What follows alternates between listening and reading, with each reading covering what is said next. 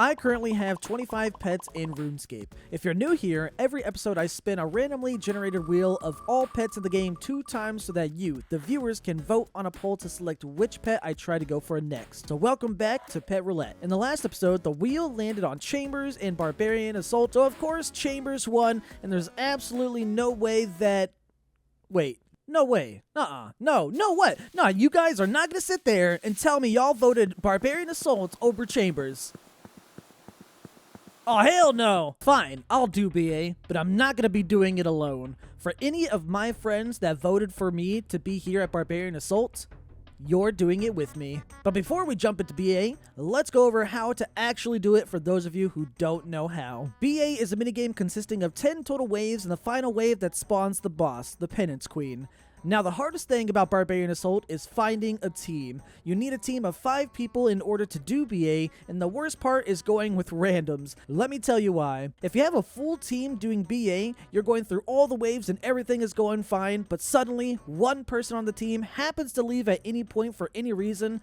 That means you have to leave the wave that you're on and start all the way over from scratch at wave 1. It sucks. There are 4 roles: Defender, Healer, Collector, and Attacker. The Attacker role is easy. With the new addition of the Venator bow that came out a little while ago, you can stack up the Penance Fighters and Rangers together and the bow will attack 3 things at once. Your job is just to kill the Fighters and the Rangers at the beginning of each wave. Make sure you click on the red attacker machine here to grab your 4 arrows that you need depending on what the Collector will tell you to switch to. Run north along the west side of the room to the spawns. If you run through the middle of the room, you risk attracting the Penance Runners and Healers away from the Defenders and the Healers, and if you attack with the wrong arrows, you're gonna lose points and lose HP per attack. The Defender is my personal least favorite role to do, but it's still fairly easy once you get used to it. Your job is to drop food on the ground that lures the Penance Runners over to a trap to kill them. Just like the Attacker, make sure you click on the blue shield machine at the start of the wave to fill your inventory up with food. Run north along the east side of the wall as to not disrupt the attackers on the other side. If you run through the middle, you risk attracting the Penance Fighters and Rangers away from the attacker. Grab the logs and hammer at the north and start dropping the correct food leading towards the trap. I'll go ahead and link a video down below of a more in-depth tutorial on BA if you'd like to actually learn more about this. I don't really normally make guides, but that'll be there for you. Next up, we have the Healer role. Your job is to kill the Penance Healers by poisoning them with poison food, which again, you need to grab from the green machine at the start of each wave.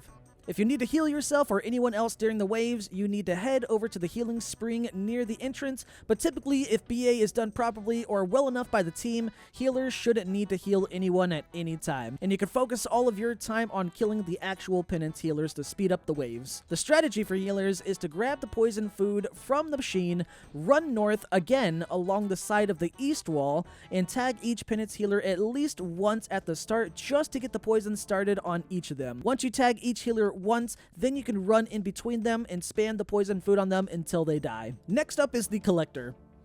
Just pick up eggs. You get to hang out kinda until the queen spawns basically, and since you have so much time until your team carries you until the queen, make sure you hit that subscribe button if you're not already subscribed to the channel. But honestly, basically for collectors, you pick up eggs and then load them into the egg hopper. That's it. You don't really do much else until the queen spawns. When the queen spawns, just remember this acronym. c.h.a.d. C.h.a.d. The Collector picks up the yellow egg that the queen will drop on the ground, and the Collector hands it to the healer. The healer dumps the egg into the poison crater that's green, then hands it off to the attacker. The attacker puts spikes on the egg, and the attacker then hands it off to the defender, who dumps it into the lava crater. c.h.a.d. After that, the Defender gives the Omega Egg back to the Collector. This is where the Collector actually does something. Before putting the Omega Egg into the cannon, just make sure there's another egg, any other egg, it doesn't matter which one. That way, the team can click on the cannon to prepare for the 1-tick egg launched. The Collector will tell the team that they're ready, and the moment that you see the Collector reach the egg loader, the team will spam click the Omega Egg. If done right, this will kill the queen instantly with only 1 egg. Keep in mind that the Collector themselves and the party leader are not able to do this, otherwise this 1-tick egg thing will not work. And that's it, that's BA. There are way more sweaty efficient methods to BA, but I like to play a more relaxed way. But now the question is, how do we actually get this pet, you might ask? Sadly, there is no pet chance on the queen kill itself. You need to play a lot of games in order to earn 500 total points in any role to have a chance to get the pet. 500 points equals to 1 high gamble, and the drop rate for this pet is 1 in 1,000 high gambles. This could be quite the long grind for many people and is the reason why this pet is pretty rare. Okay, so today is day 1 of the Barb Assault grind, and I gotta mention this again. I'm actually surprised this beat Chambers, but the good thing is I actually do really like this pet a lot, especially because it's probably the current rarest pet in the game to get. Probably because no one likes it. But here's my collection log. I only have 4 high gambles on the account. With a 1 in 1,000 drop rate, I have a long ways to go. Unless I get spooned, which I'm actually hoping for. I also barely have any points saved up right now, but I am hoping that I can somehow get a nice chunk of high gambles while I'm here for the next couple of weeks. This is definitely one of the pets of the game that I would love to get before I reach the actual drop rate. Now, I could be wrong, but I think the average amount of time spent trying to get this pet is around 350 hours if you are exactly on rate, but I could be wrong. But if I'm wrong, you know, someone can correct me in the comment section down below. Now I need to go and find 4 other people to force to do BA with me. Starting off, my team decided to go with 2 attackers and only 1 healer, but after some time, we did switch this around eventually and changed to 1 attacker and 2 healers. The attacker role is still very quick by yourself, and having 2 healers definitely sped up our time, as the later waves can take a while with just only 1 healer. After about an hour or so, I was able to get enough points for just a couple of high gambles, and the first reward we got was actually good. Not the sharks, but we ended up getting an elite clue, which is always very nice to see, and on the second gamble, we only pulled a Farseer helm. Another 1,000 points stacked means I get to gamble 2 more times, and this time we pulled some mahogany planks and only 34 limpwort roots. Definitely don't expect to make a lot of money here, but we shall continue. The next high gamble was actually the best. Yep. 50 watermelon seeds. I'll just go ahead and put this in the bank with a stack of seeds for absolutely no reason. Sadly, no spooned pet yet. Some more points stacked up and we get ourselves some snapdragons as well as even more limpwort roots, as we're now up to 14 high gambles. I do just want to mention, someone in my clan a couple weeks back managed to pull the pet at 10kc, so I'm just waiting for that kind of luck. We also banned him. 1,800 more points is good enough for another 3 gambles, and we get ourselves 1 single magic seed, a Farseer helm, and 15 rune bars. Actually, not terrible. Okay, I know how this looks. Me leaving in the middle of Wave 8, but I promise you it's for a good reason, and we'll just be going back to Wave 8 once we're done here. But after several hours, I managed to save up 5,000 points in attacker roll, which, if you didn't know, this is the maximum number of points that you can have in a single roll. This is also good for 10 high gambles, so let's see what we get. 63 dragon bones, not bad.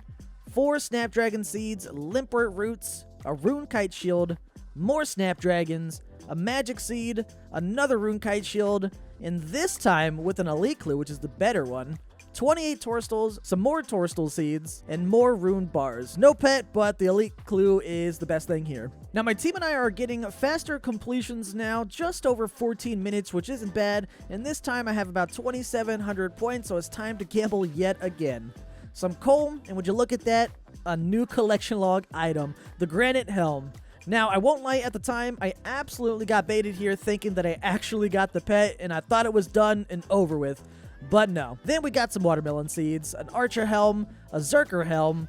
Always nice to see new collection log items, I guess, but let's hope that the next time it's going to be the pet. Next gamble session, I managed to get another elite clue, and as some of you know, I've been stacking elite caskets all year, and after I complete this one, I'll be up to 118 total. Those are going to be a lot of fun to open, hopefully. Another 2,700 points stacked up, and we get to see some rune ore, some law runes, more torstals, another magic seed, some renarweed, and we're always scammed to the pet, of course. The next gambling session, I had over 4,000 points this time. Don't ask me why I like to stack so many points. Sometimes it's just kind of fun. I do the same thing with clues. You guys know me by now. But this time we get ourselves basically the same kind of loot we've seen.